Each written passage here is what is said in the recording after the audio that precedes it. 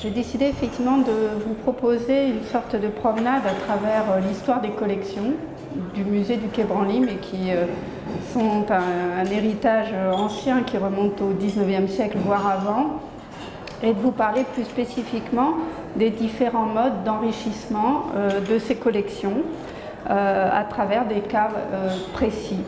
Alors pour vous donner des chiffres qui là sont tout à fait à jour, puisque nous venons de finir en 2014 ce qu'on appelle un récollement décennal des collections, donc c'est-à-dire qu'on a fait un inventaire absolument exhaustif de toutes ces collections qui ont été transférées vers le musée du Quai Branly. Et nous arrivons pour l'Afrique, ou la collection en tout cas dont j'ai la charge, qui est majoritairement constituée d'objets africains, avec également une petite collection d'objets en provenance de Madagascar. Donc on a effectivement l'Afrique subsaharienne et Madagascar qui constituent cette collection dont j'ai la charge. Et on compte 69 411 enregistrements exactement qui comptabilisent effectivement le nombre d'objets inscrits à l'inventaire de notre musée.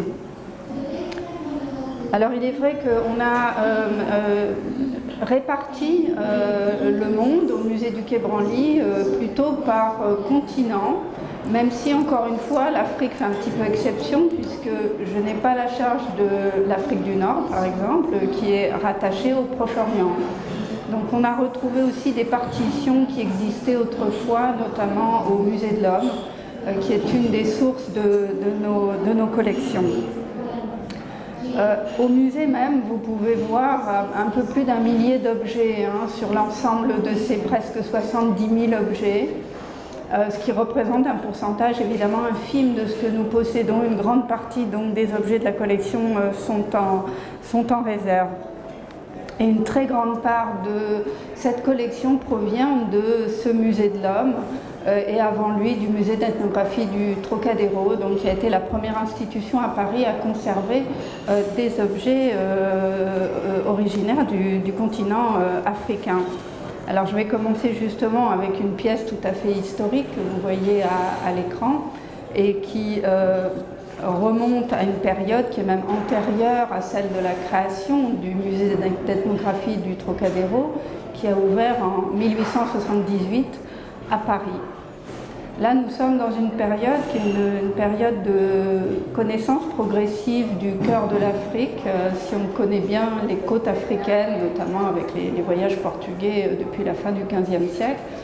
C'est vrai qu'on se détourne un peu de l'Afrique au XVIIIe siècle pour aller plutôt vers l'Océanie avec des grands voyages de découverte, et on revient vers le continent africain au XIXe siècle avec effectivement une interrogation sur le cours des fleuves, le fleuve Niger notamment et d'autres grands fleuves, et une cartographie qui est tout à fait limitée aux côtes et qui est donc progressivement complétée. Et on a donc ce personnage, Pierre Savorgnan de Brazza, qui est un aristocrate italien qui se met au service de la France pour conduire des expéditions donc d'exploration. On peut parler de la période des explorateurs dans la seconde moitié du XIXe siècle. Il va conduire donc 3 grandes missions entre 1875 et 1885, et une de ces missions est particulièrement importante. Elle s'appelle la mission de l'Ouest africain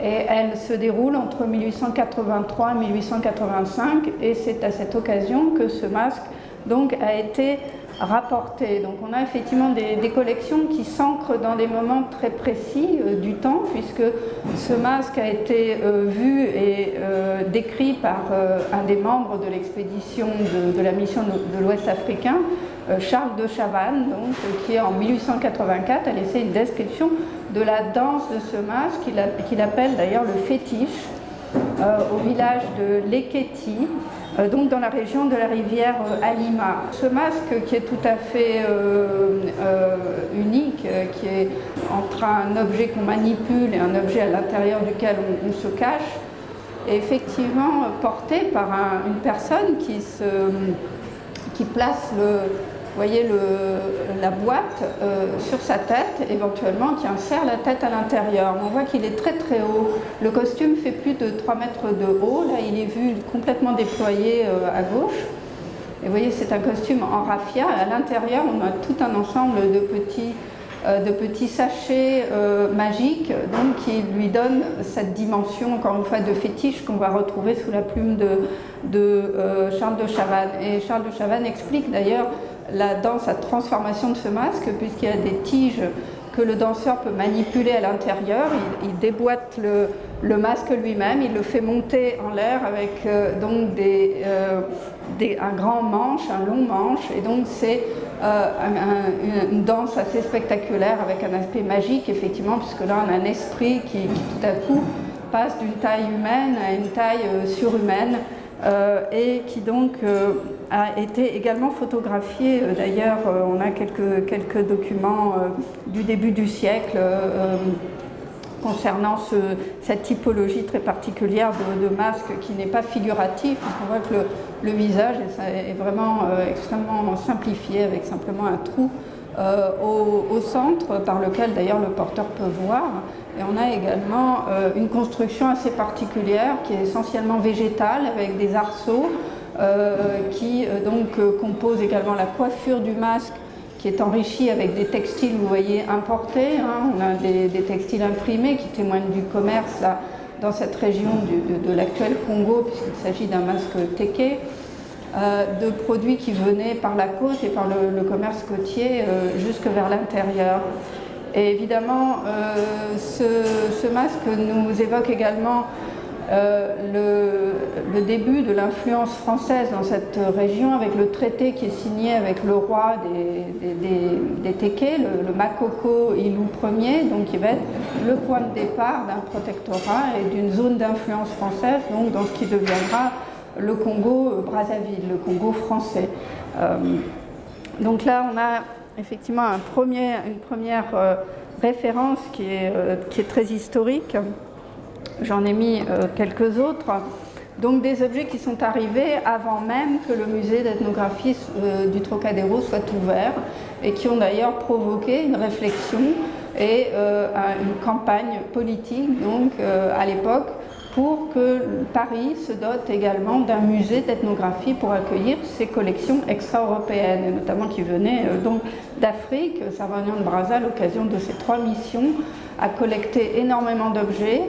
Le premier objet d'ailleurs inscrit à l'inventaire du musée du Quai Branly est une cuillère tout à fait anodine, mais une cuillère du Gabon.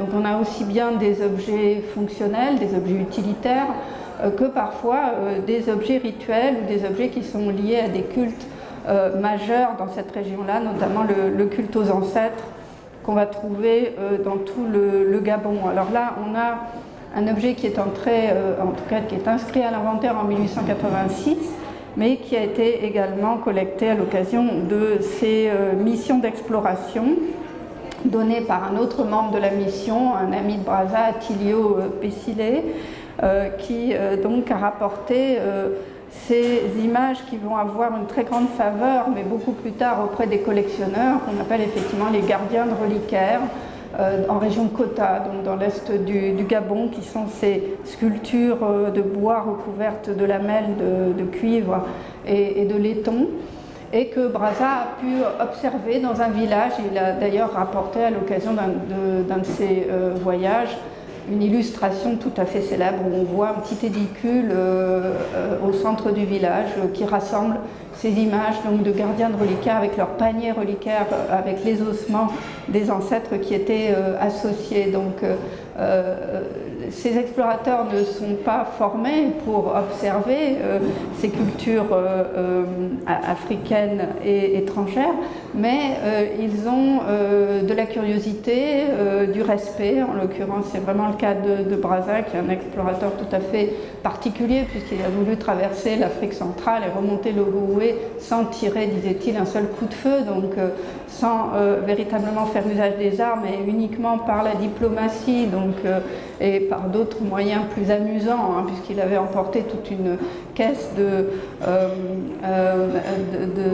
matériel d'artificier. Donc il organisait des feux d'artifice qui impressionnaient beaucoup les chefs qui le recevaient, donc beaucoup de psychologie de sa part, et il a pu rapporter des objets qui a priori effectivement étaient très importants dans ces cultures, mais par échange, et pas du tout ni par la violence ni par la conquête. On n'est pas dans cette histoire de notre relation avec l'Afrique. Alors, il est évident que les paniers qui contenaient les ossements ont été en général gardés par les familles, mais il se trouve qu'on en a un qui a été ramené, qui est complet dans nos collections, et qui est présenté donc dans nos salles permanentes, et qui est évidemment un témoignage tout à fait unique aussi de la relation de confiance qui a pu s'établir entre ces explorateurs, hein, certains d'entre eux, et les populations locales.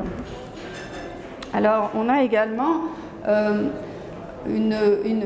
va dire quand même une prédominance d'objets de la vie quotidienne. Beaucoup d'armes entrent dans les collections à partir de 1878, donc quand le musée d'ethnographie ouvre.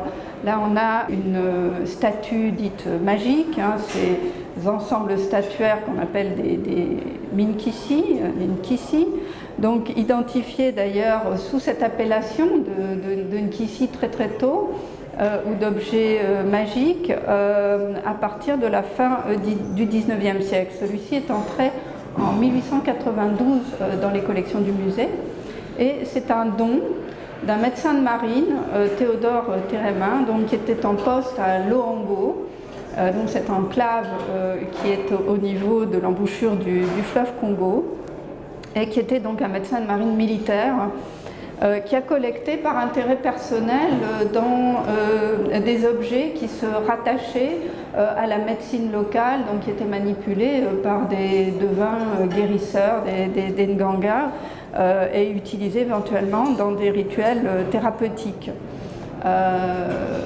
Théodore Térémin est décédé prématurément, il est mort en 1891 en poste, mais il avait fait le vœu que les objets qu'il avait récoltés, il y en a une toute petite série, hein, il y en a 7, mais qui sont très surprenants, à l'occasion de ces échanges justement avec donc des médecins de médecine traditionnelle à Loango, soit donnés, donc légués au musée d'ethnographie du Trocadéro.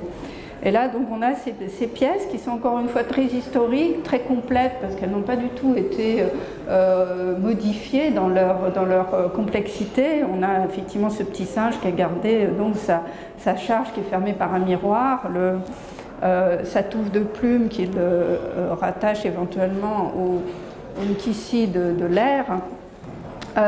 Esprit du ciel, donc, et son maquillage avec la couleur rouge, qui est une couleur qui indique un moment de passage entre la réalité et le monde de l'au-delà, éventuellement, qui peut aussi traduire des périodes de convalescence ou de mise en quarantaine. Donc là, on a également toute une information qui avait été collectée par Térémin, donc, qui indiquait qu'effectivement cet objet protégeait contre les sorciers. Il a 2 charges, en fait, une qui est visible devant sur l'abdomen et une derrière entre les omoplates. Et c'est en fait une image animale, mais qui a un aspect très, très humain, hein, notamment au niveau du visage, qui est représenté debout, qui a une sorte d'entrave au niveau des pieds. Donc il y a tout un ensemble de références aussi qui se superposent par-dessus cette image qui effectivement montre un singe en train de grignoter un fruit.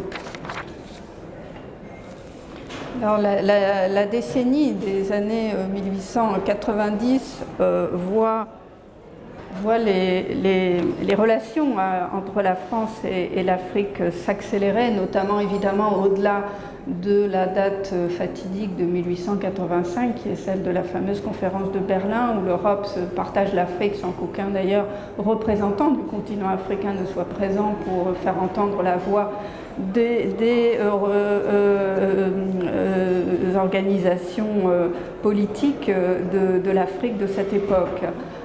Donc on a, après une accélération de l'inscription et de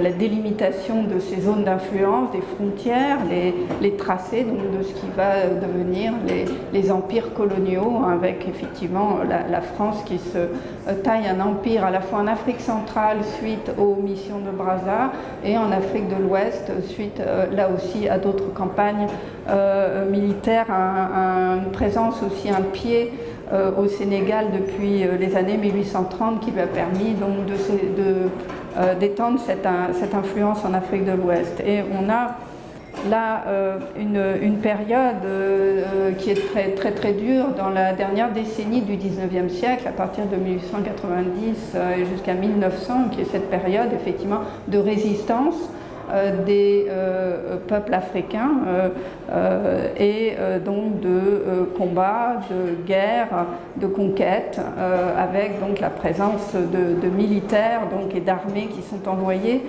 sur le sol africain pour effectivement sécuriser cet empire qui se met en place. Alors là, on a ce qu'on appelle c'est un cas assez rare, mais je le souligne, des prises de guerre, des objets qui sont rapportés comme trophées à l'issue de batailles célèbres, de conflits, notamment ici, bien sûr, il s'agit de la campagne, ce qu'on appelait la campagne du Dahomey, hein, le roi d'Abomey, Béhanzin, a résisté à la pénétration française et a combattu avec notamment son armée d'Amazone, donc les armées françaises.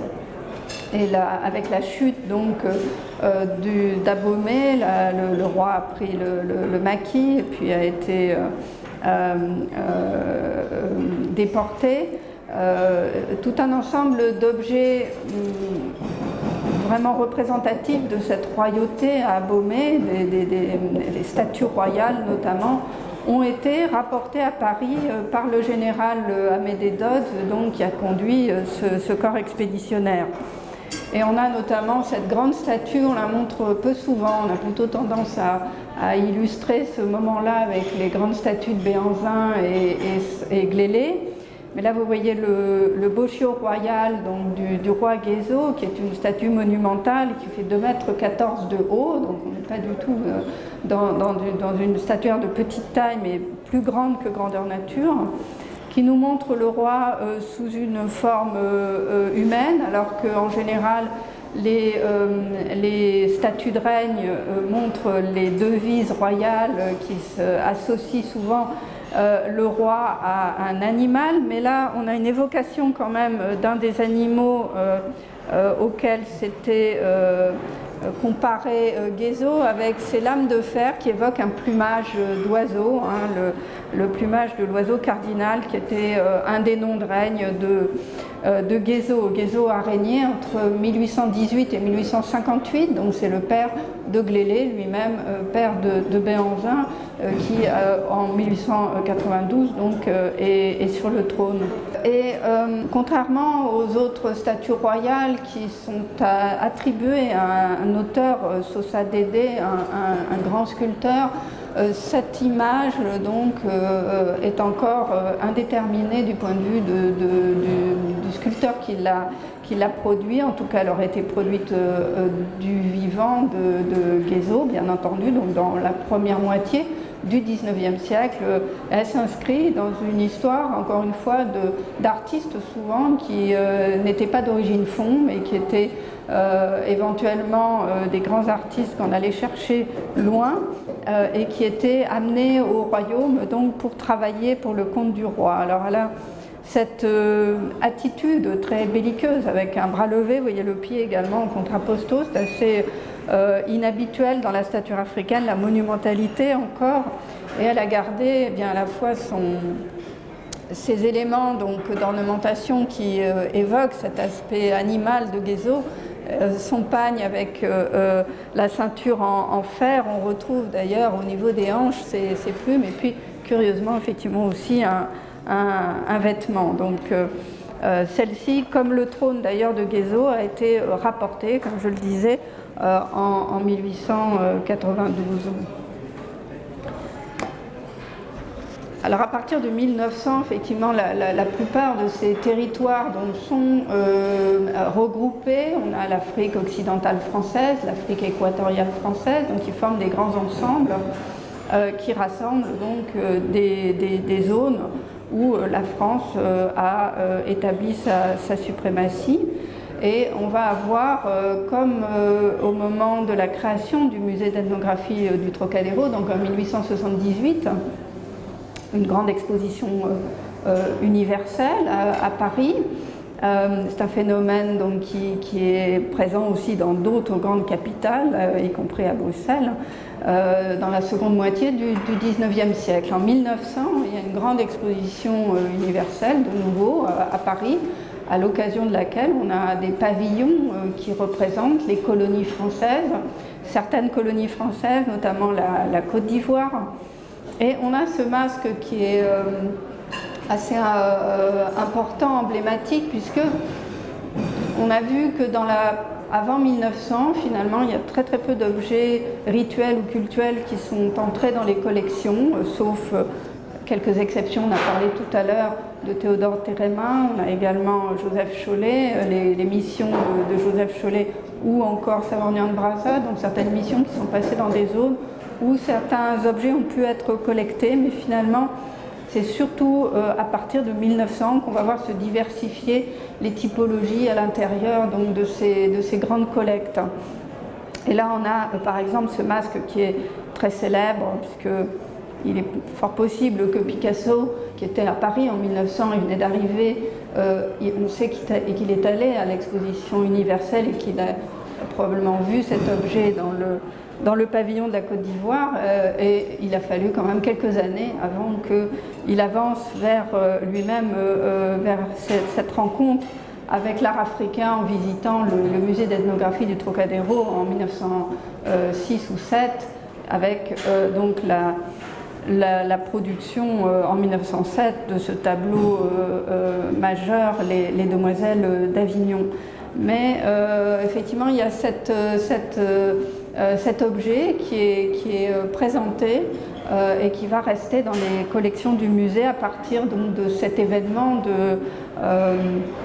de l'exposition universelle, et qui est identifié comme venant du sud de la Côte d'Ivoire, de la région de la Sassandra, qui est attribué d'ailleurs aux Krou d'une manière assez vague. À l'époque, effectivement, les Krou sont une population côtière qui aide les marins à coster. Donc ils font beaucoup de commerce intermédiaire avec d'autres populations de l'intérieur. Donc on a des attributions qui ne sont pas précises. En fait, probablement, ce masque provient de régions forestières de l'intérieur, sans doute Neyo ou Bakwe, population de langue Krou, mais qui n'ont rien à voir avec cette population donc dite Krou, qui est positionnée sur le littoral. Mais c'est vrai que tout au long du XXe siècle, on a pris l'habitude de désigner ces masques très cubistes sous l'appellation Krou. Alors, ce qui les caractérise, c'est effectivement leur construction plastique, qui est tout à fait originale, avec les volumes du front, du nez, des yeux, de la bouche qui sont projetés. On va retrouver chez d'autres populations, comme par exemple les Oué de l'Ouest ivoirien, ce traitement de l'œil en volume tubulaire. Mais effectivement, ça, c'est un masque emblématique à différents points de vue, et qui montre là effectivement la présence et le développement dans les collections de ces typologies, statuaires et masques, qui vont ensuite vraiment devenir les grands archétypes de l'art africain. On a vraiment tendance à mettre l'accent sur le masque comme vraiment l'objet identitaire des arts africains, alors qu'en fait dans la collection du musée du Quai Branly, dont je vous ai donné les chiffres tout à l'heure, à peu près 69 500 objets, nous n'avons guère que 2000 masques en tout et pour tout sur toute l'histoire du musée. Donc on peut dire finalement numériquement que c'est plutôt une typologie minoritaire. Voilà un autre masque qui est entré dans les collections en 1900, quand c'est ce tournant du siècle où finalement le musée qui existe déjà depuis plusieurs décennies, ce musée d'ethnographie du Trocadéro, est complètement en perte de vitesse. Il dépend du Muséum d'histoire naturelle à Paris, mais il est très peu soutenu financièrement. Le conservateur a de grandes difficultés à enregistrer ses collections, à les étudier, à les déployer. Beaucoup de ces collections restent en caisse. C'est le moment où on a toute une administration coloniale qui s'est mise en place petit à petit, et on va avoir des administrateurs coloniaux qui ont souvent plusieurs casquettes, qui sont administrateurs et puis à leurs heures perdues, qui s'intéressent aussi bien évidemment au peuple qu'ils administrent, donc qui font des études linguistiques, des études ethnographiques, qui collectent des objets. C'est le cas en l'occurrence de Maurice de la Fosse, qui est un grand africaniste du début du siècle, qui va être un des grands formateurs aussi de toute cette toute cette administration coloniale, qui va se formaliser avec un institut, et ensuite on va en parler aussi, la création d'un musée des colonies à Paris. Mais là on est vraiment au tout début du siècle. Maurice de la Fosse donc a collecté de très très beaux objets en pays baoulés, dans le cercle de Bouaké dont il avait la charge, avec notamment ce masque de goût donc baoulé de centre de la Côte d'Ivoire. Alors également un autre membre de ces administrations, Louis Desplagnes, un lieutenant qui était posté au Mali actuel et qui a été un des premiers à s'intéresser à cette région un peu difficile d'accès qui était la falaise de Bandiagara, qui en même temps a servi de refuge aux Dogons, qui avaient déjà résisté à des invasions, à des religions imposées, l'islam, et qui a fortement résisté à la colonisation française également. C'était vraiment une zone de résistance très, très, très ardue à gérer. Donc Louis Desplagnes a eu plusieurs fois des tournées à faire pour effectivement vérifier cette situation. Et il s'est intéressé à tout ce qu'il voyait au cours de ses missions.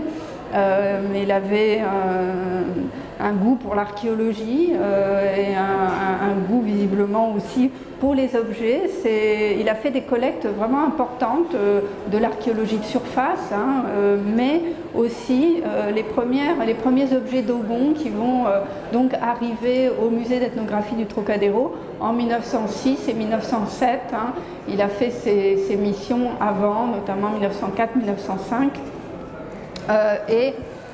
Il a rapporté donc ces objets qu'il a donnés encore une fois au musée. C'est une attitude assez classique, comme je l'ai dit tout à l'heure. On a à la fois des missions qui sont organisées par des entités diverses, des missions scientifiques avec études de la flore, de la faune, etc., notamment pour le Muséum d'histoire naturelle, la grande mission du bourg de Beaux-Astres par exemple, au tournant des années 1900, mais on a aussi une démarche qui est en général très très active de la part de ces administrateurs en poste, quel que soit leur niveau, qui vont donc alimenter les collections du musée.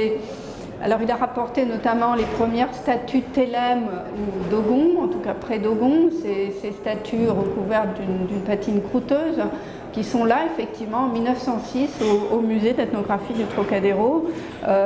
Depuis, on peut dater dans une fourchette de datation qui est théoriquement antérieure à l'arrivée des Dogons, donc avant le XIVe siècle. On a coutume de les placer plutôt au XIe, XIIe siècle. Celle-ci a été publiée d'ailleurs dans l'ouvrage de référence d'Hélène Leloup. Et Louis Desplagnes a lui aussi publié un ouvrage très important, le plateau central nigérien, donc il parle du Niger, là du fleuve bien entendu, en 1907, où il a publié, décrit, photographié ces objets de cette fameuse grande mission.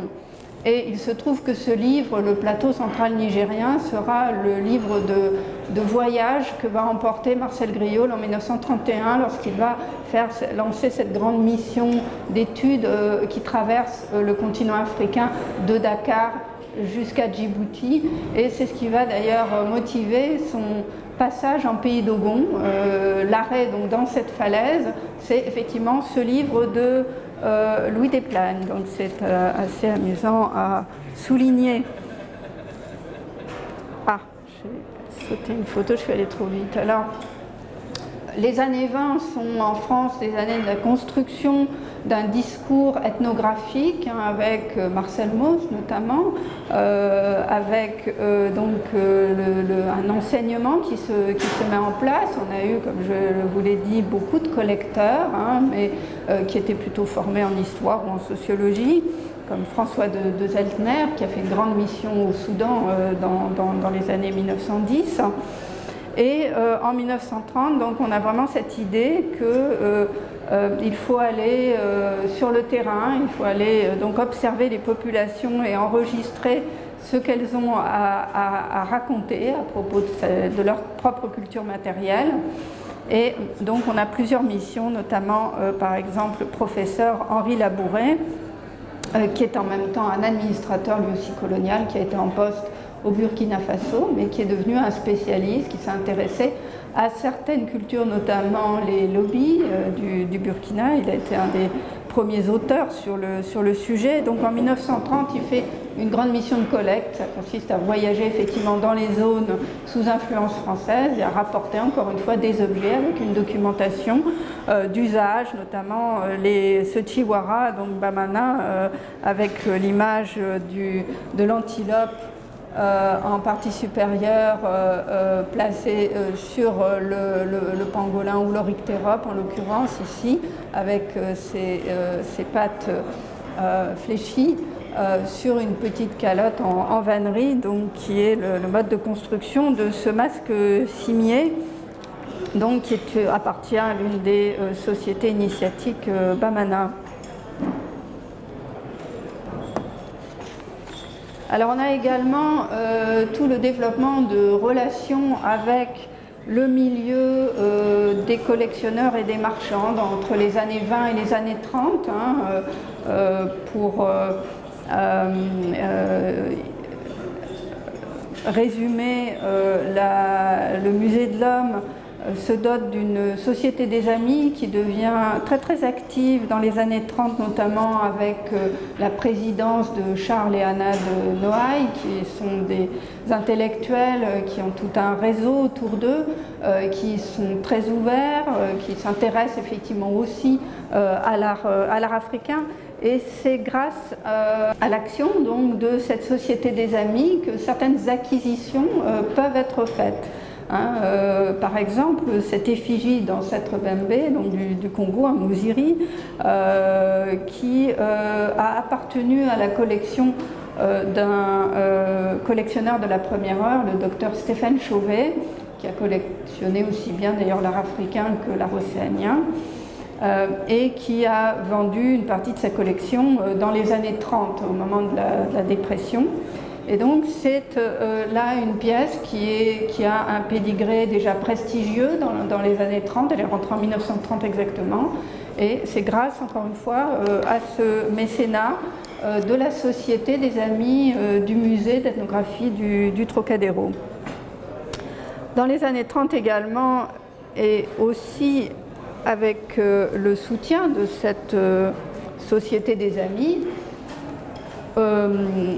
Marcel Griault donc, met sur pied un grand projet de mission très long, donc une mission qui a duré presque 2 ans, grande mission d'études et de collecte, une mission ethnographique et linguistique à plusieurs membres, avec des spécialités, un ethnomusicologue, une linguiste, etc., qui donc vont s'embarquer à Dakar et traverser l'Afrique jusque sur la côte orientale à Djibouti, avec des moments de collecte plus importants qui avaient déjà d'ailleurs été déterminés à l'avance, notamment le Mali et le pays d'Ogon, et l'Éthiopie qui était aussi un des premiers terrains de Marcel Griault, avec la volonté de rapporter la peinture religieuse de la région de Gondar.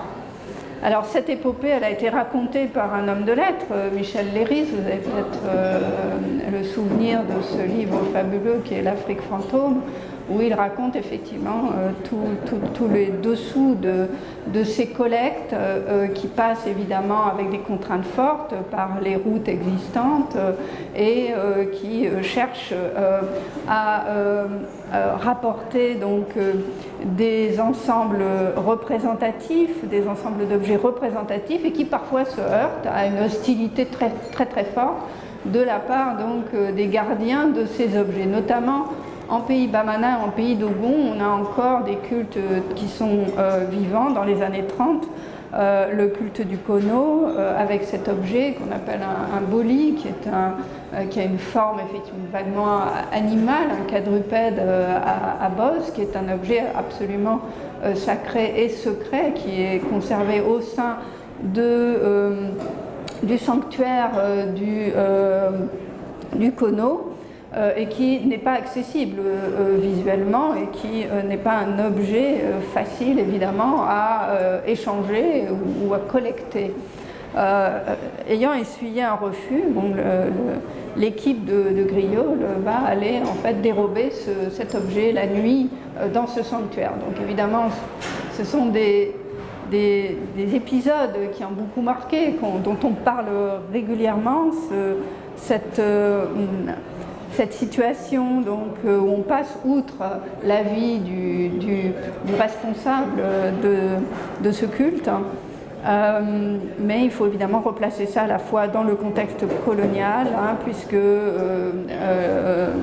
il représente l'autorité et en même temps ces objets donc, vont être conservés, protégés et sont encore là aujourd'hui. Alors c'est des objets sur lesquels nous nous sommes penchés récemment, tous ces objets magiques, avec notamment le recours au scan 3D pour comprendre leur construction, comprendre un peu mieux leur construction, même si on peut en avoir une idée. On a effectivement des axes qui sont faits avec du bois à l'intérieur, traversant. Ici, on a une sorte de tube par lequel pouvaient être versées des offrandes. Et dans l'autre sens, on a des cornes d'antilope qui sont placées verticalement et qui forment effectivement la bosse de cet objet qui, par ailleurs, est vraiment un amalgame très plastique à base de terre, de cire d'abeille qui est mélangé avec beaucoup d'ingrédients, de la paille, on voit broyée, etc. et qui va former aussi avec toutes les offrandes qui sont faites directement sur l'objet, aussi bien liquide que solide. Cette sorte de gang donc, qui leur donne leur aspect à la fois mystérieux et très séduisant, en tout cas avec le temps aux yeux des collectionneurs. Ces objets sont devenus de plus en plus importants et également appréciés, alors qu'évidemment dans les années 30 un objet comme celui-là n'était pas particulièrement considéré comme beau aux yeux de ceux qui l'avaient rapporté. Alors on a par ailleurs aussi dans les années 30 un dépôt de la Bibliothèque nationale, du cabinet des médailles, qui fait entrer des pièces qui sont beaucoup plus anciennes, qui sont arrivées bien avant dans les collections françaises. Il s'agit des collections royales, donc d'objets de curiosité. Alors on a des objets très précieux en ivoire, comme cette trompe, qui est sapi portugaise, donc qui vient des côtes de la Sierra Leone et qui est datée de la fin du XVe siècle, premier quart du XVIe siècle. Celui-ci est tout à fait important par rapport à cette toute petite typologie des ivoires afro-portugais qui a été bien étudiée d'ailleurs par Ezio Bassani, parce qu'il est complet. On voit qu'il a donc toutes ces scènes, tous ces anneaux. Un certain nombre d'entre eux parfois ont pu perdre une partie dans le cours de l'histoire. Celui-ci donc a son embouchure avec un animal, ce qui est tout à fait caractéristique, une embouchure qui est apicale, donc à l'extrémité, qui nous montre tout de suite que c'est un objet qui a été fabriqué pour la vente aux Européens. Et on a les scènes donc, de chasse avec beaucoup d'animaux qui sont représentés et des personnages aussi sur les différents registres qui sont marqués par des bagues en relief et des petits perlages. Enfin, c'est le style vraiment de l'orfèvrerie de cette époque qui a été transposé dans la sculpture en ivoire. Alors il y a une scène qui est très intéressante sur cet olifant, puisqu'on voit un éléphant avec son cornac, ce qui est, évidemment ne correspond pas à une scène de domestication d'éléphants en Afrique, hein, mais par contre indienne, et qui fait référence à une image très très célèbre qui est celle de l'éléphant qui avait été envoyé en cadeau par le roi du Portugal, Manuel Ier, au pape Léon X, cet éléphant qui est venu effectivement jusqu'à Rome et qui est mort, le pauvre, mais qui a été peint par les grands peintres de l'époque, notamment Raphaël. Et cette imagerie donc, est revenue en retour vers le Portugal, elle est repartie vers l'Afrique et on trouve la scène exacte, effectivement c'est le seul olifant d'ailleurs où on retrouve cette scène exacte de l'éléphant du pape Léon X, donc avec son cornac. On a par ailleurs beaucoup d'animaux fabuleux qui sont représentés, des centaures, des dragons, toute une imagerie, encore une fois, qui n'est pas africaine, qui a été amenée par le biais de gravures, sans doute, et qui a été donc appliquée comme un décor qui avait la faveur donc, des Occidentaux, ces objets repartant ensuite vers toute l'Europe et les cours de l'Europe. Donc, là, on a plusieurs olifants qui viennent du cabinet des médailles et qui témoignent de cette circulation d'objets très précieux au XVIe siècle. Dans les années 40, il y avait un autre personnage qu'il était absolument incontournable de mentionner, et qui est Paul Guillaume, même si, hélas, il décède dans les années 40, enfin au plutôt début des années 30, 1934, et sa veuve donc, va léguer sur son désir tout un ensemble de bieri Fang, de statues de gardiens de reliquaires Fang, kota et d'objets Fang également, masques et autres objets, puisque Paul Guillaume avait été un marchand, un des tout premiers marchands à Paris, qui a fait connaître aux amateurs l'art africain, formé lui-même par Guillaume Apollinaire et d'autres amateurs de l'entre-deux-guerres. Il est devenu un des grands marchands, un des grands collectionneurs aussi, puisque sa collection d'impressionnistes est aujourd'hui au musée du jeu de paume. Et ça, c'est une tête donc Fang, qui est également à l'origine fixée sur un coffre. Elle est de style Betsy, et donc c'est un don de la veuve de Paul Guillaume en 1940. On a là une très belle série d'objets de référence qu'il avait voulu donc faire figurer dans ce musée parisien, musée d'ethnographie du Trocadéro, qui en fait en 1937 change complètement. Le bâtiment disparaît, les collections sont réinstallées, on a une équipe nouvelle. C'est effectivement un des résultats de la mission Dakar Djibouti, d'avoir accéléré la mutation du vieux musée d'ethnographie du Trocadéro, donc qui va devenir le musée de l'homme en 1937, au moment d'ailleurs où il y a également une grande exposition universelle à Paris. Donc avec un nouveau bâtiment et évidemment des grandes figures de la muséologie de l'époque, Paul Rivet bien sûr, et Georges-Henri Rivière, qui sont donc les artisans de cette renaissance du musée d'ethnographie du Trocadéro. Alors on a un autre axe qui se développe dans les années 40, toujours à l'instigation de Marcel Griaule, j'en ai parlé très brièvement à propos de la mission Dakar Djibouti, mais il a organisé plusieurs missions par la suite, au-delà de 1933. Et dans les années 40, il s'intéresse, il remarque en tout cas, dans la région du lac Tchad, au sud, entre le Cameroun et le Tchad, ces vestiges de terre cuite Sao. Il est le premier à écrire un livre d'ailleurs sur les Sao, ces Sao un peu mythiques, cette population donc, qui a disparu au Tchad mais qui a laissé des témoignages archéologiques. Alors on a toute une, toute une politique de fouilles qui se met en place à partir des années 49 et au-delà, avec un élève de Marcel Griot, Jean-Paul Leboeuf. C'est un peu difficile avec l'anniversaire à côté. Donc Jean-Paul Leboeuf qui a rapporté des collections très très importantes de terre cuite Sao et d'objets Sao. Alors il se trouve que nous avons fait dans le parcours permanent au musée du Quai Branly une vitrine spécifique d'introduction d'ailleurs au parcours africain avec beaucoup d'archéologie et notamment une petite série de terre cuite Sao que récemment nous avons fait dater par thermoluminescence. On en était resté sur des datations carbone 14 sur les sites Sao par Jean-Paul Leboeuf d'ailleurs dans les années 50 et jusque dans les années 70. Et en fait les datations par thermoluminescence nous ont apporté une vision complètement différente de ce qu'avait pu écrire Jean-Paul Leboeuf, puisque là pour cette pièce-là par exemple on a une statue qui est complète. En général, effectivement, elle se présente plutôt sous forme d'un buste, avec les bras tendus. Il est très très stylisé au niveau du visage et des attitudes.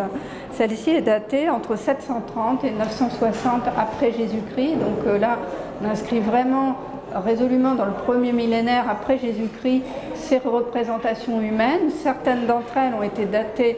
Encore une fois, les résultats sont arrivés il y a un mois à peu près du tournant de l'ère chrétienne. Donc on a vraiment là reculé dans le temps ces datations des productions Sao figuratives, qu'elles soient animales ou humaines. On se rend compte qu'effectivement on est beaucoup plus tôt que ce qui avait été admis jusqu'à maintenant. On avait tendance à aligner la culture Sao avec les autres cultures d'Afrique de l'Ouest qui ont produit des terres cuites, comme par exemple la région de Djenné. On les associait effectivement beaucoup plus aussi à l'histoire du royaume de Kanem et Bornou. Donc on les plaçait plus entre le Xe et le XVIe siècle. Là on est beaucoup plus tôt. Et encore une fois, c'est très intéressant, bien sûr, aussi, encore aujourd'hui, de pouvoir faire avancer justement la connaissance à partir d'un fonds qui est un fonds de référence en France et même en Europe, qui est à collecter donc des centaines, voire des milliers de témoignages donc, de cette culture Sao. Alors par ailleurs, on a aussi les particuliers, les amateurs, les collectionneurs, j'en ai parlé un peu à travers la Société des Amis. On a les marchands, les grands marchands de l'époque, j'en ai parlé tout à l'heure avec Paul Guillaume, bien sûr Charles Raton aussi, qui est éventuellement donateur dans les années 1930-1940. Un peu plus tard, on a Helena Rubinstein, donc qui va donner au moment d'ailleurs où elle se défait de sa collection en 1966, elle donne au Musée de l'Homme donc cette grande statue Mossi qui est maintenant dans nos collections permanentes, donc statue du Burkina Faso. Elle avait été elle-même initiée à l'art africain très très tôt par le sculpteur Jacob Epstein à partir effectivement des années 1910-1920. Elle avait un goût très très prononcé pour la statuaire avec des formes très géométriques, les couleurs sombres, les images effectivement féminines, la beauté féminine ayant créé un empire de la beauté elle-même, parce qu'elle vivait entre l'Australie, Londres, Paris et New York. Paris où elle avait un appartement qui était rempli d'objets africains avec également beaucoup d'art moderne.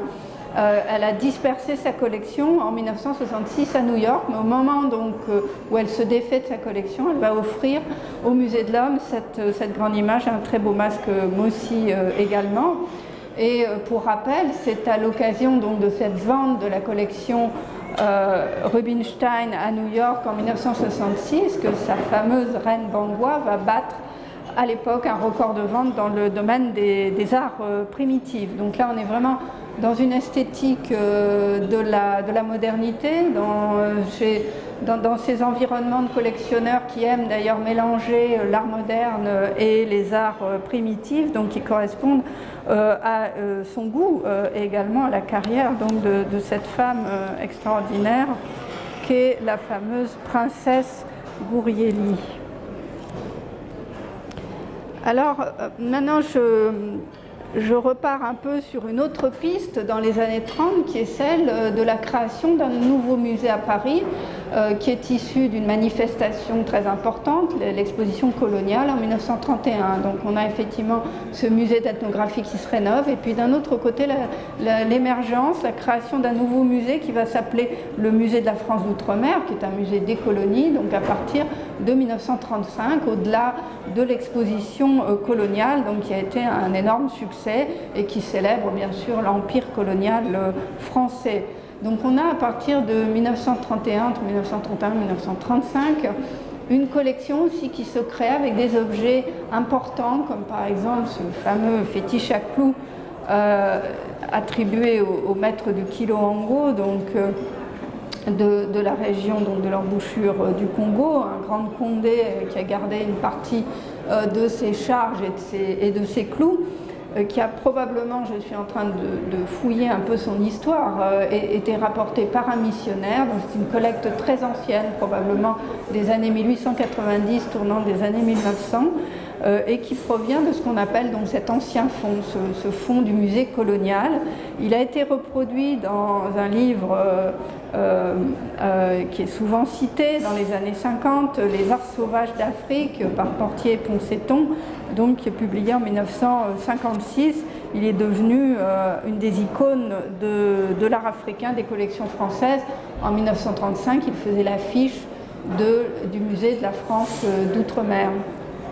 Et curieusement, certains de ces objets, encore une fois, ont pu parfois perdre leur identité. Les hasards de registres d'inventaire plus ou moins bien tenus, des documentations qui s'égarent, des réécritures, des renumérotations. On a malheureusement ce phénomène tout au long du XXe siècle dans les deux institutions qui font que parfois on a beaucoup de mal à retrouver l'origine d'un objet. Alors voilà un grand tapin qui est tout à fait exceptionnel, une sorte de grand manteau qui fait un carré de presque 2 mètres de côté, vous voyez, donc un très grand tapin très spectaculaire avec ce décor graphique délicat, donc qui est peint à main levée avec du jus de forbe par les populations donc de l'intérieur de l'Afrique, d'Afrique centrale, qui est identifié comme étant Mangbetu, donc du Congo, et qui a été rapporté par une grande expédition qu'on a appelée la Croisière Noire, donc qui a été lancée par Citroën avec ses auto-chenilles qui ont traversé donc le continent africain, non pas d'est en ouest comme la mission Dakar-Djibouti, mais du nord au sud, de Colombéchar en Algérie jusqu'à la ville du Cap en Afrique du Sud. Donc c'était une de ces grandes épopées qui a marqué le XXe siècle. Citroën a lancé par ailleurs d'autres croisières, la croisière jaune vers l'Asie, qui ont été en même temps des moments de collecte importants pour ces entreprises qui ont des motivations très variées. Donc là, la croisière noire s'est déroulée en 1924-1925, mais elle a fait effectivement déposer plus tard par Georges Mariart, donc le conducteur de cette mission, au musée de la France d'Outre-mer, tout un ensemble d'objets qui avaient été rapportés à l'occasion de cette mission et qui sont toujours dans les collections du musée du Quai Branly.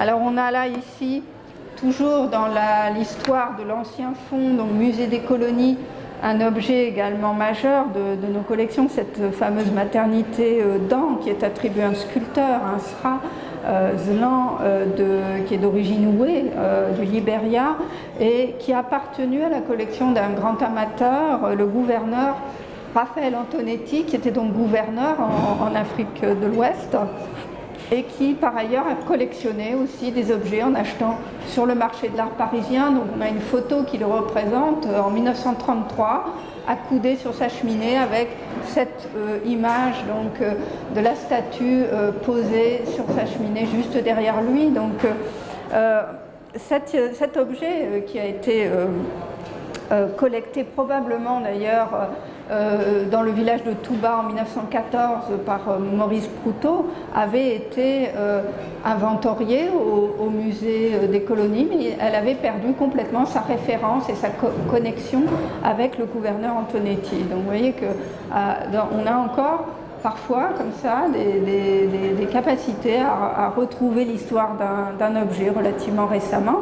Elle avait été exposée par le directeur du musée des colonies, Harry Leblond, qui était un homme de lettres réunionnais, dans une exposition qu'il avait organisée donc dans ces années-là, l'art nègre sous toutes ses formes. Donc on voit que dans ce musée des colonies, il y a toujours eu une galerie d'art noir, un espace qui était consacré aux objets de collectionneurs, avec des prêts d'ailleurs, les grands marchands, Charles Raton, etc. avaient prêté. Donc on avait cette idée de place donnée aux arts nègres, avec une reconnaissance donc, qui est très précoce dans ce musée.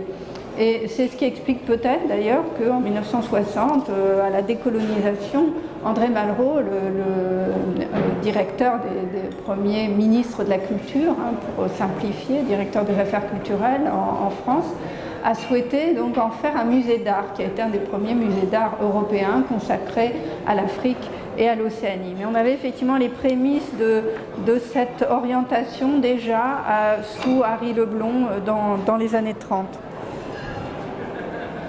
Alors donc j'évoquais 1960, la décolonisation, l'interrogation effectivement que faire de ce musée des colonies qui était un musée de propagande, hein, où il y avait beaucoup de thématiques qui étaient déployées et effectivement une petite place qui était faite aux objets extra-occidentaux à partir donc de 1960, 61, 62. Donc André Malraux donne une direction, ce sera un musée d'art. On parle vraiment là de créer une collection de référence avec des objets qui ont appartenu encore une fois à des grands collectionneurs qui sont passés entre des mains célèbres. Et on a par exemple l'achat de cette grande défense d'ivoire du royaume de Bénin, qui est acheté d'ailleurs auprès de Charles Raton en 1962, hein, par les premiers crédits d'acquisition de ce musée qui va être rattaché à l'ensemble des musées nationaux. Et donc qui se place sous le ministère de la Culture, alors que le musée de l'Homme est toujours rattaché au Muséum d'histoire naturelle et au ministère de l'Éducation nationale. Et là, donc, on a une pièce importante qui est acquise sur le marché de l'art directement en galerie. C'est quelque chose d'assez nouveau puisque ça a été quasiment pas pratiqué par le musée de l'Homme. Et là, on a effectivement un rapprochement vers ce monde des ventes publiques, des galeries, des collectionneurs. Cette défense avait appartenu à la collection du sculpteur anglo-russe Jacob Epstein, et puis ensuite, effectivement, Charles Raton qui l'a vendue.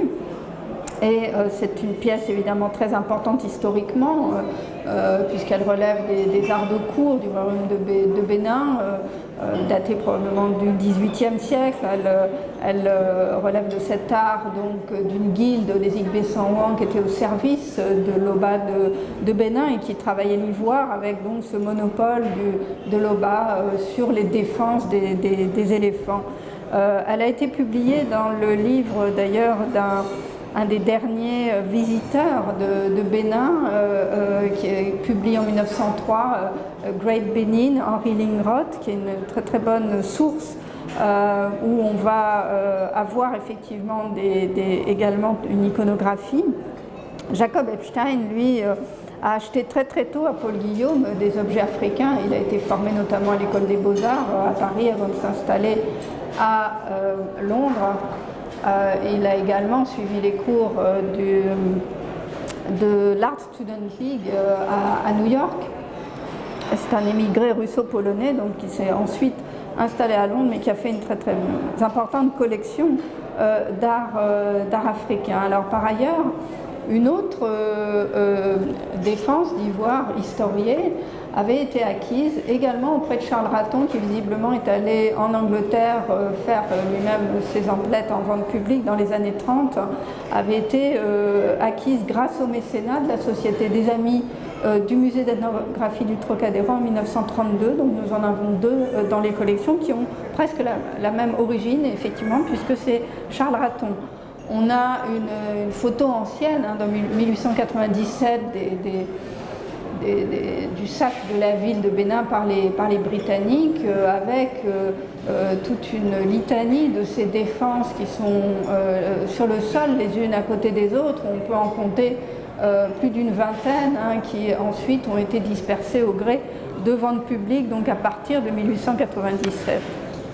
Je parlais effectivement de Paul Guillaume. On a, dans cette politique d'acquisition très volontariste, donc, qui est développée à partir des années 60 par le musée qui va devenir le musée national des arts d'Afrique et d'Océanie, donc une recherche des pièces à pédigré, comme on dit. Alors ici, un masque du Guier, donc Youré de Côte d'Ivoire, qui a appartenu à Paul Guillaume, qui a été acheté donc en 1965, au moment de la vente de la collection Paul Guillaume à Drouot. Donc on va avoir vraiment une présence régulière du musée dans ces événements. Il a été reproduit depuis fort longtemps, puisqu'on le voit publié en 1925 dans le livre d'Henri Clouzot et André Level, Sculpture africaine et océanienne, colonies françaises et belges, qui était le catalogue de l'exposition mythique qui a eu lieu au pavillon de Marsan, donc en 1923-24 à Paris, qui a été la première grande exposition d'objets qui pour beaucoup venaient d'ailleurs de collections privées à l'époque, hein, puisque celui-ci était encore dans la collection Paul Guillaume. Et il a également figuré donc, dans d'autres publications importantes. On a donc cherché à retracer donc, le parcours d'objets qui, encore une fois, avaient des publications anciennes qui étaient passées entre des mains célèbres. Ici, pareil, dans les années 60, 1966, une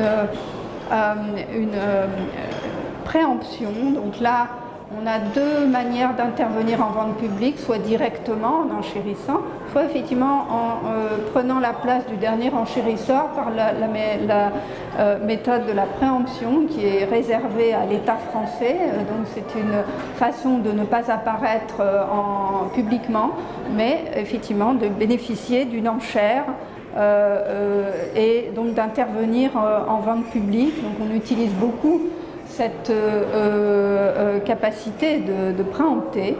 Et là, on a ce bijou d'applique de l'ancienne collection Roger Bédia, donc de Côte d'Ivoire, qui a été préempté en 1966. Roger Bédia était un marchand de bois précieux installé en Côte d'Ivoire qui a rassemblé une collection importante à partir des années 1920-1930. Une partie de sa collection, d'ailleurs, est toujours au musée d'Abidjan. Et on a donc ce bijou qui a fait d'ailleurs le logo du Musée national des arts d'Afrique et d'Océanie pendant de nombreuses années. Ce bijou d'applique en or fondu à cire perdue à Caen, donc avec le motif du double crocodile.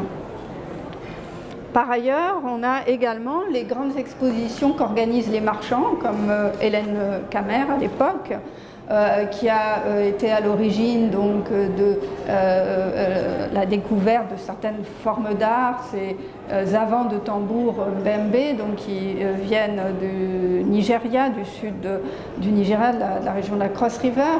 Actuellement, cette pièce, qui est normalement au pavillon des sessions du Louvre, est au Metropolitan Museum à New York, dans une exposition qui est consacrée justement à ces images de Mbembe, donc du sud du Nigeria, donc une exposition organisée par Alissa Lagama.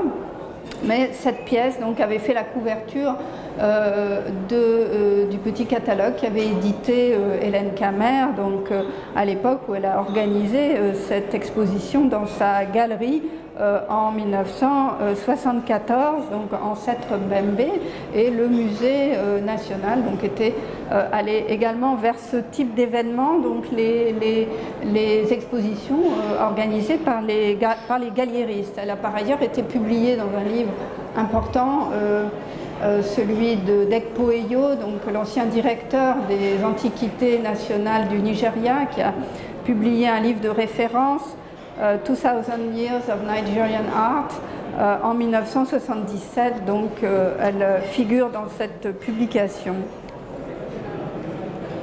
Alors ici, un achat également à Drouot d'une harpe Pounou qui a appartenu à la collection de Guillaume Apollinaire, où on a une photo de son studio de travail, donc avec cet objet qui figure, cette célèbre photo de son cabinet de travail. Elle est publiée par ailleurs dans le livre de Michel Léris et Jacqueline Delange en 1967, l'univers des formes, donc, qui a été consacré, cette série donc, de livres de référence là, consacrés aux arts d'Afrique noire. Alors, pour avancer un petit peu plus vite, sinon je sens que je vais déborder. Dans les années 90, là je termine vraiment cette histoire de la constitution des collections, une donation sous réserve d'usufruit, donc c'est-à-dire que le collectionneur, qui est en même temps un homme de terrain, un chercheur au CNRS, Jacques Mercier, donc, a constitué une collection assez unique de rouleaux talismaniques protecteurs, donc des rouleaux utilisés dans le cas de maladies pour soigner, donc manipulés par des spécialistes qui sont à la fois magiciens et très imprégnés de culture chrétienne. On a une iconographie qui est tout à fait chrétienne, avec effectivement l'ange armé d'une épée qui symbolise la lutte contre Satan, les démons avec la figure là au centre d'une gorgone avec ses yeux, le regard en coin, vous voyez, très largement ouvert, qui en fait en fait une image protectrice. Au final, c'est une image qui vient de l'Antiquité, la gorgone dont le regard pétrifie, mais là il s'agit justement de faire peur aux démons, de chasser les démons. Et tout en bas, les 9 prophètes, vous voyez, les 9 saints qui sont venus de Byzance et qui ont évangélisé l'Éthiopie au IIIe siècle après Jésus-Christ. C'est une des plus anciennes chrétientés du monde oriental et en l'occurrence la plus ancienne en Afrique. Donc on a cette très belle donation de rouleaux talismaniques et de dessins éthiopien, donc, qui est arrivé en 1995 dans les collections. Et puis également le legs du docteur Arter, donc une autre... Oups. Ah, il ne veut plus avancer. Ah non, alors là c'est Stéphane Chauvet encore. Là c'est une acquisition, et là j'en arrive effectivement aux grandes acquisitions du musée du Quai Branly depuis notre naissance, en tout cas institutionnelle, en 1998, même si nous n'avons ouvert qu'en 2007. Le musée s'est vraiment formé à partir de 1998. Il a acquis sur ses fonds propres, donc avec des crédits d'acquisition, et il est intervenu aussi beaucoup en vente publique, notamment à l'occasion de la vente de la collection Hubert Goldé, donc un des grands collectionneurs parisiens qui a disparu en 2000. Et en 2001, donc, on a la grande vente Goldé avec cette statue qui a appartenu à Maurice de Vlaminck. Donc on retrouve cet intérêt pour les objets qui ont une histoire longue. Hein. Stéphane Chauvet également, dans les années 1920, a été donc propriétaire de cette image de reine Annie, avec, on le voit, une petite étiquette sur le socle. On a gardé aussi également les soclages de l'époque. Alors le musée du Quai Branly a vraiment emboîté le pas à cette histoire donc de l'ouverture des acquisitions vers, encore une fois, le monde des ventes et des collectionneurs. Un autre mode d'enrichissement, c'est la dation, quelque chose d'assez spécifique qui permet de payer les droits de succession. Alors donc pour la vente Goldé, on a bénéficié également de la dation de plusieurs objets de la collection Goldé, donc ce couple d'Ibeji Yoruba qui sont très célèbres puisqu'ils ont appartenu à Louis Carré, donc encore une fois un des grands marchands d'entre-deux-guerres, Georges de Miré, très grand collectionneur de la première heure, Charles Raton bien sûr, et qui ont donc toute cette histoire encore une fois longue sur le marché de l'art parisien. Ils ont été exposés en 1923-1924, donc au pavillon de Marsan, j'ai mentionné tout à l'heure cet événement. Et on arrive au bout.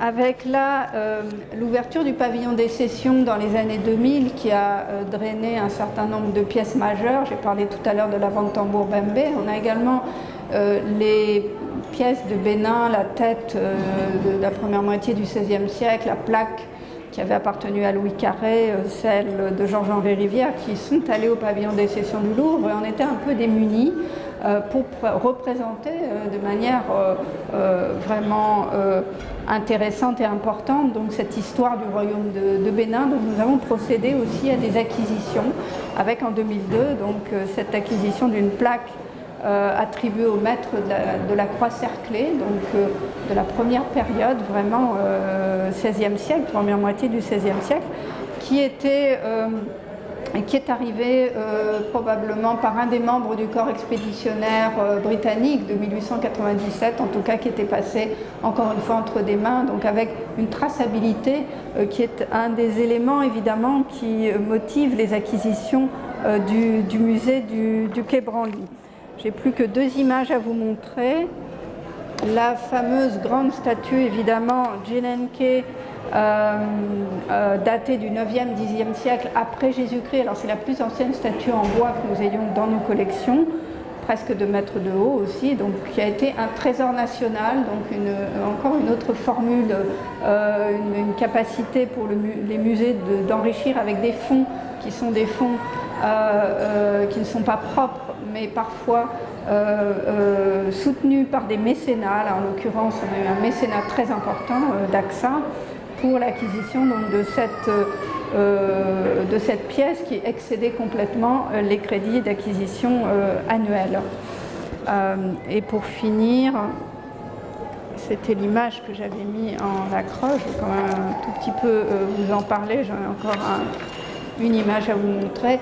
Cette statue Dogon qui a été achetée en fait de gré à gré à l'issue d'une vente Christie's avec le soutien de notre société des amis, celle du musée du Quai Branly. Donc on voit que ces sociétés d'amis sont extrêmement utiles dans le domaine des acquisitions. Elles peuvent vraiment donner donc des moyens intéressants pour l'enrichissement des musées. Avec donc cette statue qui est entre le style Dogon et Bamana, le style de la plaine du Sénot, donc qui se rapproche aussi de la statue Hermossi. On a vu la statue d'Helena Rubinstein tout à l'heure, et qui a un beau pédigré puisqu'elle a appartenu à Charles Raton avant 1930, Sidney Burney à Londres en 1931, et puis le directeur, l'ancien directeur de l'université d'Oxford, Michael Sadler, qui était un amateur d'art contemporain, de sculpture, et qui a eu quelques pièces importantes d'art africain avant 1935. Elle est allée d'ailleurs à New York au MoMA en 1935 pour la fameuse exposition African Negro Art.